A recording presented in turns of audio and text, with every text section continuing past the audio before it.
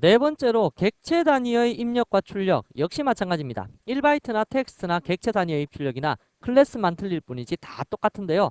차이점이 있다면 전송시키고자 하는 놈이 어떤 걸 기준으로 작성되어 있느냐. 바로 여기서는 객체를 기준으로 해서 전송을 시키겠다. 그러한 뜻입니다. 그래서 클래스 보시면 이거 객체 단위의 입출력에서는요. 1바이트에 대한 입출력을 기준으로 합니다. 그래서 파일 아웃풋 스트림 역시 사용하고 버퍼드 아웃풋 스트림. 조금 특이한 클래스가 오브젝트 아웃풋 스트림이라는 이 클래스가 특이하죠. 밑에도 역시 마찬가지 파일 인풋 스트림, 버퍼드 인풋 스트림, 그 다음에 오브젝트 인풋 스트림. 보통 객체 단위의 출력은 콘솔에 대고 출력하는 경우는 드물잖아요. 그리고 입력받는 것도 콘솔에서 다이렉트로 객체를 입력받는 경우도 드물기 때문에 보통은 파일하고 네트워크 입출력 시에 이 방식을 많이 사용하게 되는 겁니다. 여기서 한 가지 생각하셔야 될 거는 객체라는 게 뭐냐면 클래스 있죠. 클래스. 뭐 클래스 A 해서 블록 열고 이렇게 만드는 거. 우리가 지금까지 계속 만들어 오던 거. 그러한 클래스는 그 메모리상으로 혹은 파일상으로 저장되기에 적합한 타입이 아닙니다. 네트워크로 전송되기에도 적합한 타입이 아니고요. 다시 말하면 그렇게 생겨먹은 두리뭉실하게 생겨먹은 이러한 객체를 네트워크나 파일로 전송을 하려면 일직선으로 쫙 나열을 시켜야 되거든요. 이렇게 나열을 시키는 방법을 바로 객체 직렬화라고 부릅니다. 그래서 객체가 메모리에 들어갈 때는 이렇게 일직선으로 나열시켜 놓고 한 바이트씩 한 바이트씩 한 바이트씩 이렇게 전송을 시켜야 되는데 이렇게 만드는 방법을 자바에서는 이미 인터페이스로 만들어 놨어요.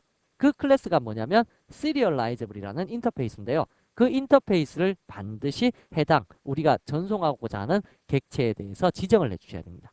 그거 안 하면 전송이 안 됩니다. 그래서 여러분들께서 객체 입출력은 나머지는 다 똑같은데 직렬화라는 것을 반드시 써야 된다라는 그 한 가지만 기억해 두신 상태에서 예제를 보시면 되겠네요. 자, 그러면 파일에 대한 입출력만 처리를 할 수 있기 때문에 다음과 같이 처리해 보도록 하겠습니다. 일단 13번 예제에서 보내는 거, 14번 예제에서 받는 거 해보도록 하죠. exam 언더바 13.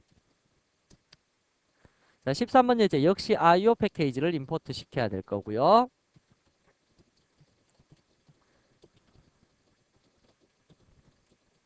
throws IO exception. 자, 그러면 객체라는 것이 뭐냐라고 했을 때 이미의 클래스 AAA라는 클래스를 하나 만들었다고 치자고요. 이 AAA 클래스 속에는 인티저 X라는 데이터 값이 100이 있었고요. 인티저 Y는 200, 다음에 인티저 G는 300이라는 이러한 값이 있었다고 쳐요. 그러면 여러분들께서 이 AAA라는 것 속에 들어있는 요 놈들을 전부 다 파일로 저장을 시키고 싶다 라고 하면 이전에 배웠던 개념으로는 어떻게 해야 됩니까? 그렇죠. 데이터 아웃풋 스트림 만들어 갖고 파일에 대한 연결 권한 만들어서 X 먼저 전송시키고 Y 전송시키고 G 전송시키고 이렇게 전송시켜야 되죠. 그렇게 전송시키면 따로 다 전송이 되기 때문에 이거 세 개의 연관관계가 없잖아요. 그렇더라면 이거 세 개를 하나로 묶어서 AAA라는 클래스 이름으로 묶어서 AP는 UAAA 이렇게 묶어버리게 되면 이 AP라는 놈이 뭐를 나타내는 겁니까? AP에는 XYG가 다 들어있고 X는 100, Y는 200, G는 300 이런 식으로 각각이 다 다르게 들어있는 거잖아요. 이렇게 들어있는 거기 때문에 AP를 만약에 전송시킬 수 있는 방법이 있지 않을까 그걸 고민하게 된 거죠. 그래서 그때 AP를 뭐라고 불러요? 여기 요 클래스명 요걸 뭐라고 불러요? 객체. 그죠? 그래서 이러한 객체를 다이렉트로 전송시킬 수 있는 방법이 있다라는 얘기입니다. 자, 그러면 AAA 클래스도 마찬가지 BBB 클래스도 또 하나 만들어 볼까요? BBB 인티저 BBB를 만들면 저게 되겠죠. 일단 요거 무한적으로 데이터를 입력받는 거는 나중에 할 거고요. 여기에서 하나만 요거를 전송을 시켜 보도록 하자고요. 파일 객체 만들어 볼까요? 파일 F는 new 파일 하셔서 ddd.txt라는 파일에 우리가 한번 열어서 읽어 보게요. 그래서 여기에다가 전송시키겠습니다. 파일 아웃풋 스트림 FOS를 통해서 new 파일 아웃풋 스트림 F라는 걸 넣고요. 다음에 버퍼 사용해 볼까요? 버퍼더 아웃풋 스트림 BOS는 new 버퍼더 아웃풋 스트림 하셔서 FOS 넣고요. 마지막으로 얘를 어디에 넣냐면 특이한 클래스라 그랬죠. 오브젝트 아웃풋 스트림 OOS는 new 오브젝트 아웃풋 스트림 하셔서 BOS를 넣으시면 이제 객체를 전송할 수 있다는 얘기입니다. 버퍼드 아웃풋 스트림은 뭐 크기를 정할 수 있는데 파일에 대해서는 1024바이트가 기본이라 그랬죠. 자, 그럼 얘를 통해서 전송을 시키는데 어떻게 하냐면 오브젝트 아웃풋 스트림에 보시면요. 여기 클래스에 java.io라는 패키지에 java.io에 오브젝트 아웃풋 스트림을 찾아보겠습니다. 오브젝트 write output stream. 자, 얘를 찾아보시게 되면요. 이쪽에 메소드, 아니, 물론 설명 읽어보시면 여기도 다 나오죠. 여기에도 write into write object. 다시 말하면 오브젝트 아웃풋 스트림 통해 갖고도 뭐를 할 수 있다. 인티저로도 출력할 수 있고, 오브젝트로도 출력할 수 있고, 뭐 이런 식으로 등등. 여기 날짜도 출력해 놨네요. 뭐 이런 식으로 출력이 가능하다라고 되어 있습니다. 그래서 우리가 주로 사용할 메소드는 일반 write 메소드, write 불리언, write 바이트 이러한 것들도 다 사용할 수 있지만 여기에서는 제일 중요한 게 write 오브젝트, 객체를 출력할 수 있는 메소드가 하나 더 들어있다. 이게 가장 중요한 겁니다. 그래서 요 놈이 있기 때문에 우리가 어떻게 출력할 수 있냐면 os.write object ap를 출력하겠습니다. 이게 가능하다고요. 뭐 출력했으면 os.close close 하시게 되면 파일이 생기면서 얘가 출력이 될 텐데 문제는 뭐냐면 제가 이렇게 생겨먹은 이 두리뭉실한 타입은 파일이나 네트워크로 전송하기에 적합한 타입이 아니라 그랬죠. 그래서 요놈들을 뭘 해줘야 된다고요? 객체를 직렬화 시켜줘야 된다고요. 그럼 직렬화 시키는 기술은 어렵느냐? 물론 어렵죠. 그렇게 어려운 것을 우리가 일일이 다 구현할 수는 없으니까 어떻게만 하시면 된다고요? 그렇죠. 클래스를 하나 구현만 하시면 됩니다. serialiglable 라고 해서 시리얼라이저블을 구현하면 되는데 보통 인터페이스 구현하면 뭐 제정해야 될 메소드가 있잖아요. 근데 그러한 것들을 미리 내부적으로 동작하도록 다 만들어 놨기 때문에 여기서는 요 글자만 적어 주시면 됩니다. 그래서 여러분들이 전송하고자 하는 클래스의 객체가 있다라면 해당 클래스는 반드시 뭐를 해줘야 된다? 객체 직렬화를 시켜주셔야 된다. 그것만 기억하시면 됩니다. 자, 이제 전송이 되겠네요. 다 완료되었으면 되었습니다 라는 글자를 하나 찍어 볼까요? 출력 완료 해서 다음과 같이 만들어 두었습니다. 자, 이렇게 해놓고 실행을 시켜볼까요? 실행 시켜보시면 출력 완료 떴죠? 파일 DDD가 생겼는지 한번 볼까요? 파일 DDD는 16번 예제에 보시면 여기 생겨나 있네요. ddd.txt 열어볼까요? 더블 클릭해서 열어보시면 뭐 우리가 알아볼 수는 없는데 요건 알아볼 수 있겠네요. 여기 AAA라는 글자 그죠? 그리고 요 사이사이에 X, Y, G라는 이상한 글자의 형태로 보이는 거 요거 보이시나요? X, Y, G 요렇게 적혀있는 요 글자들이 보이실 텐데요. 요렇게 AAA라는 클래스 속에 포함되어 있는 XYG라는 멤버 값도 이제 영문자이기 때문에 요것도 글자로 대충 확인을 해보면 보일 겁니다. 그래서 이러한 식으로 이상하게 저장되어 있는 것이 바로 객체 타입으로 데이터가 저장되어 있는 겁니다. 그렇더라면 얘를 이제 읽어올 수 있는 방법도 필요하겠네요. 자, 이놈을 어떻게 읽어와야 되냐면 읽는 쪽에서도 반드시 무슨 클래스는 있어야 되냐면 AAA라는 이 클래스는 있어야 됩니다. 어차피 지금은 데이 016에서 작업하기 때문에 다음 파일을 만들어도 요 놈은 존재하고 있는 개념이 되겠죠. 그래서 요 놈은 반드시 읽는 쪽에서도 있어야 되고 보내는 쪽에서도 있어야 됩니다. 그거 하나만 주의해 주시기 바랍니다. 자, 그러면 읽는 예제를 하나 만들고 이제 IO 파트는 끝내도록 할게요. 자, 14번째 파트를 보시면 14번째 예제를 보시면 java.io라는 패키지를 만들고요. 여기에서 읽어보도록 할까요? public static void main. 여기는 AAA라는 거 안 만들어도 여기에 존재하는 개념이라고 했습니다. 왜요?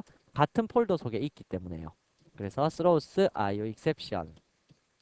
자, 그러면 파일 객체에 대해서 입력 권한이 만들어져야 되니까 new 파일. 방금 ddd.txt였죠? 그래서 이렇게 만들어 놓고 파일로부터 읽어 드리겠습니다. input stream fis는 new file input stream.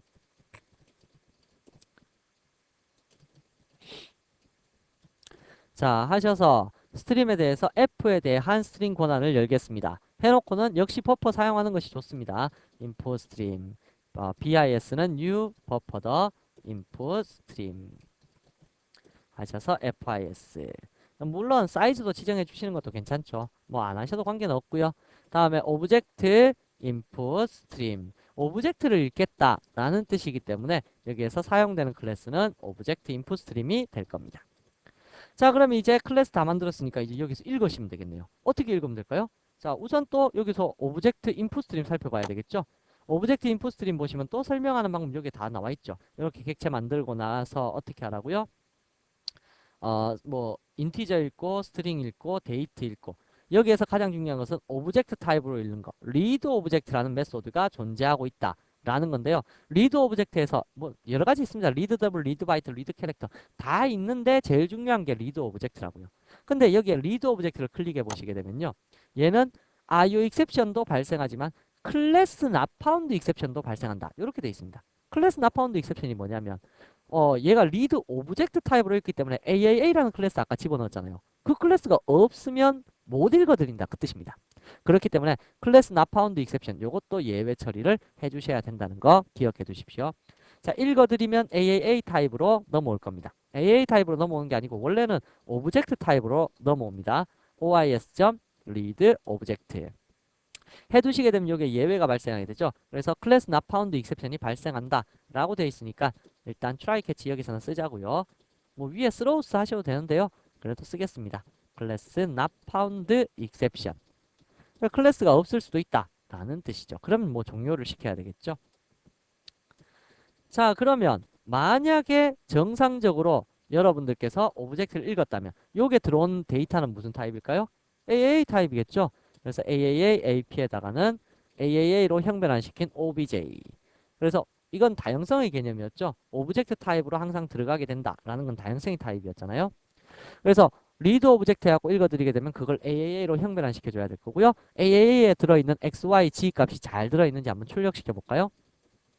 ap.x의 값은 얼마입니까? 다음에 system.out.println ap.y의 값은 얼마입니까? ap.y 다음에 ap.g의 값은 얼마입니까? 라고 해서 출력해보면 당연히 100, 200, 300이라는 값이 나타나게 될 겁니다. 오른쪽 마우스 누르시고요. 실행을 시켜보시면 100, 200, 300.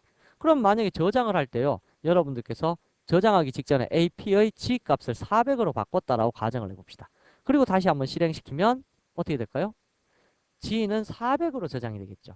해보시면 출력 완료. 해보시게 되면 여기에 dd.txt 뭔가가 이렇게 바뀌었을 겁니다. 바뀌었는데 뭐가 바뀌었는지는 모르실 거고요. 자, 그러면 다시 한번 다음 예제를 실행시켜서 과연 400으로 출력되는지 요걸 한번 볼까요?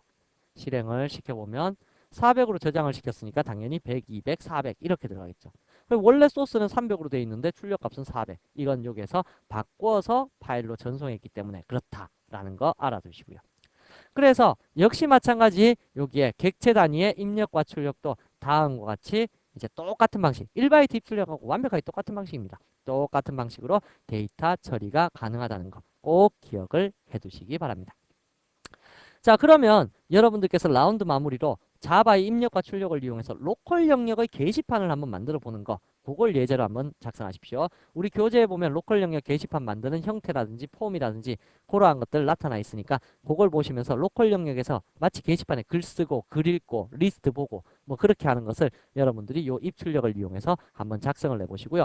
아마 이거 소스는 그 3단원부터의 소스는 이 종합 예제 소스까지도 다 데이터가 들어있을 겁니다. 1, 2단원은 왜 없어졌는지 그건 잘 모르겠는데요. 여하튼 3단원까지는 전부 다 그 종합 예제 소스에 있으니까 그걸 참고로 하셔서 한번 만들어 보시기 바라고요. 여기에서 배우신 이 IO는 이제부터 이 뒷단원, 그러니까 17단원부터죠. 17단원부터 이후에 끝나는 네트워크 JDBC까지도 계속 사용되는 거니까 꼭 잘 이해를 해두시고요. 여러 번 반복해서 학습을 해보시기 바랍니다. 좀 더 깊이 있게 공부를 해보시고 싶다면요. API를 다 뒤져보시는 것도 좋고요. 제가 API를 다 뒤져갖고 필요하다고 생각되는 메소드 다 설명드린 중급 강좌, 지난번에 한번 오픈시켜드렸던 자바 네트워크, 자바 IO 그 중급 강좌에 보시면 그 내용들 다 들어있으니까 한번 공부를 해보시기 바랍니다. 자, 이번 강의는 여기서 마치도록 하겠습니다. 수고하셨습니다.